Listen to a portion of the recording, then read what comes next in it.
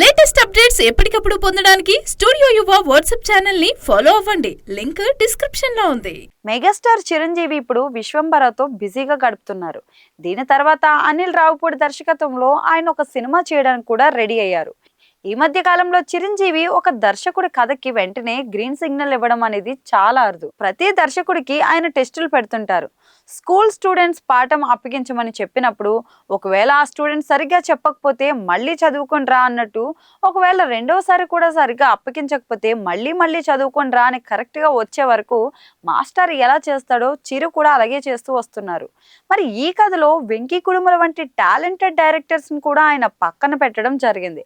అలాగే మల్లిడి వశిష్ఠకు కూడా ఆయన వెంటనే ఛాన్స్ ఇచ్చింది అయితే లేదు. అయితే అనిల్ రావుపూడితో సినిమాకి మాత్రం చిరు వెంటనే ఒప్పేసుకున్నారు. ఇప్పుడు ఫైనల్ నెరేషన్ కూడా అయిపోయిందట. ఈ విషయాన్ని దర్శకుడు అనిల్ రావుపూడి చెప్పడం కూడా జరిగింది. తన ట్విట్టర్ ద్వారా Anil Ravipudi final script narration done and locked, Chiranjeevi గారికి నా కథలో పాత్ర శంకర్ వరప్రసాద్ ని పరిచయం చేశాను. ఈ లవ్డ్ అండ్ ఎంజాయ్డ్ థారులీ. ఇంకెందుకు లేటు, త్వరలో ముహూర్తంతో చిరునవ్వుల పండగ బొమ్మకి శ్రీకారం అంటూ రాసుకొచ్చి #చిరు అనిల్ అనే #ను జత చేశాడు. అయితే చిరంజీవి గారికి నా కథలో పాత్ర శంకర్ వరప్రసాద్ ని పరిచయం చేశాను అంటూ చెప్పడం కొంచెం చర్చనీయాంశంగా అయింది. ఒకవేళ చిరు ఈ సినిమాలో డబుల్ రోల్ చేస్తున్నారేమోనని కొందరు అభిప్రాయపడుతున్నారు. మరి ఈ సినిమాలో ఇద్దరు హీరోయిన్లు ఉంటారనే టాక్ కూడా నడుస్తోంది.